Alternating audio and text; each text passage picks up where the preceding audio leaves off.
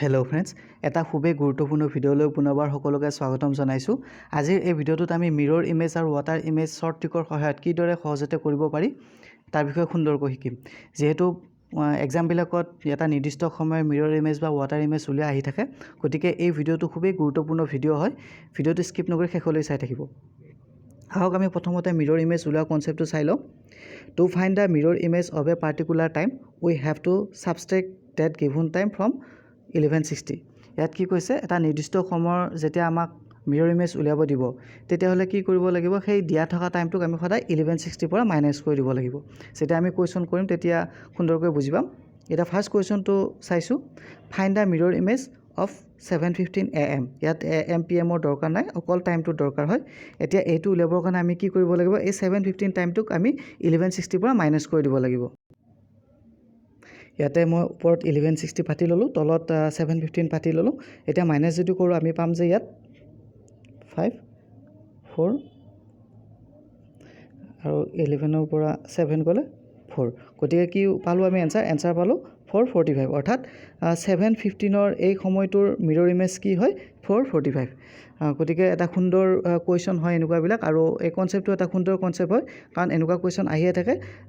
আহিলে কোনো সমস্যা নাই, এতিয়াৰ পৰা 1160 পৰা ডাইৰেক্ট মাইনাছ কৰি দিব। 2 নম্বৰ কুৱেশ্যনটো চাওঁ আমি। Looking into a mirror, the clock শ্ব'জ 9:30 as the time, the actual time is. কুৱেশ্যনটোত কৈছে যে এখন মিৰৰত চাওঁতে 9:30 টাইম পোৱা দেখা পোৱা গ'ল। অৰ্থাৎ এইটো একচুৱেল টাইম নহয়, এইটো মিৰৰখনত দেখা পোৱা গ'ল। কৈছে যে একচুৱেল টাইমটো কিমান হৈছে। এইটো কৰিবৰ কাৰণে একে প্ৰচেছ, কি কৰিব লাগিব, 1160 পৰা এই টাইমটো মাইনাছ কৰি দিলে হ'ল। মিৰৰ ইমেজ হওক বা একচুৱেল টাইম হওক, মাইনাছ কৰি দিলে আমি সেইটো পাম। একচুৱেল টাইম দিয়া থাকিলে 1160 পৰা মাইনাছ কৰি দিলে মিৰৰ ইমেজ পাম, আৰু মিৰৰ ইমেজ দিয়া থাকিলে 1160 পৰা মাইনাছ কৰি দিলে একচুৱেল টাইমটো পাম। এতিয়া আমাক একচুৱেল টাইমটো সুধিছে, আমি কি কৰিম, 1160 পৰা এই টাইমটোত মাইনাছ কৰি দিম। ইয়াতে পাতিলোঁ 9:30, আমি এতিয়া মাইনাছ কৰি দিম 2:30। অৰ্থাৎ ঘড়ীটোত একচুৱেল টাইম কিমান হ'ব, 2:30। অপশ্যন কেইটাৰ ভিতৰত এতিয়া কাৰেক্ট এনচাৰ হ'ব অপশ্যন নম্বৰ এ। এইটো কুৱেশ্যন ফৰ ইউ। এই কুৱেশ্যনটো আপোনালোকৰ কাৰণে আছে। Find the mirror image of time 6:45। এই 6:45 এই সময়টোৰ মিৰৰ ইমেজ কিমান হ'ব, মোক কমেণ্ট বক্সত জনাই দিব। যিসকল ফ্ৰেণ্ডছে ভিডিঅ'টো এতিয়ালৈকে চাই আছে, তেতিয়াহ'লে ভিডিঅ'টো এটা লাইক কৰি দিব, কাৰণ আপোনালোকৰ প্ৰতিটো লাইকে নতুন নতুন এটা ভিডিঅ' প্ৰস্তুত কৰিবৰ কাৰণে নিজকে উৎসাহিত কৰে। আহক আমি ইয়াৰ পিছৰ কনচেপ্টটো চাওঁ। ইয়াৰ পিছৰ কনচেপ্টটো হৈছে ৱাটাৰ ইমেজ কেনেকৈ উলিয়াওঁ। To find the water image of a particular time, then we have to subtract that given time from 1830। কি কৰিব লাগে, এটা নিৰ্দিষ্ট সময়ত যেতিয়া আমাৰ ৱাটাৰ ইমেজ উলিয়াব লাগে, তেতিয়াহ'লে সেই দিয়া থকা টাইমটোক আমি কি কৰিব লাগিব, 18:30 পৰা মাইনাছ কৰি দিব লাগিব। জাষ্ট এইখিনি কথা মনত ৰাখিলে হ'ল। এতিয়া এটা ফাৰ্ষ্ট কুৱেশ্যনটো দিয়া আছে, আমি এইটো পঢ়ি চাওঁ। What is water image of 1125।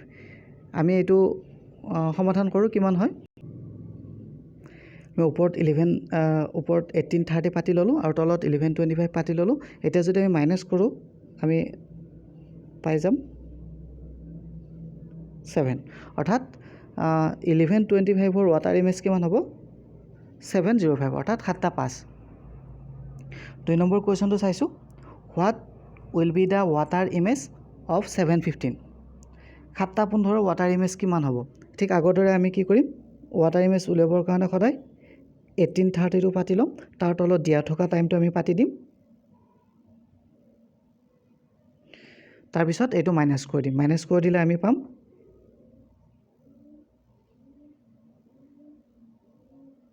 11:15। অৰ্থাৎ 7:15ৰ ৱাটাৰ ইমেজ কিমান হ'ব, 11:15। ফ্ৰেণ্ডছ, আজিৰ ভিডিঅ'টোত এইকেইটাই আছিল ইম্পৰ্টেণ্ট কুৱেশ্যন। আজিৰ ভিডিঅ'টোত যি দুটা কনচেপ্ট আমি আলোচনা কৰিলোঁ, আশা কৰোঁ এই দুটা কনচেপ্ট খুবেই ইম্পৰ্টেণ্ট হয় আৰু ভালকৈ বুজি পালে। গতিকে এনেদৰে এক্সামৰ আগত গুৰুত্বপূৰ্ণ টপিককেইটাৰ ওপৰত ইম্পৰ্টেণ্ট কুৱেশ্যন আকাৰে কুৱেশ্যনকেইটা লৈ কিনে এটাকৈ ভিডিঅ' প্ৰভাইড কৰি থকা হৈছে। এনেদৰে প্ৰতিটো ইম্পৰ্টেণ্ট ভিডিঅ' সময়মতে পাই থাকিবৰ বাবে চেনেলটোৰ সৈতে জড়িত হৈ থাকিব, আৰু চেনেলটো ছাবস্ক্ৰাইব কৰি দিব, আৰু ভিডিঅ'টো ভাল পালে ভিডিঅ'টো এটা লাইক কৰি দিব। ধন্যবাদ।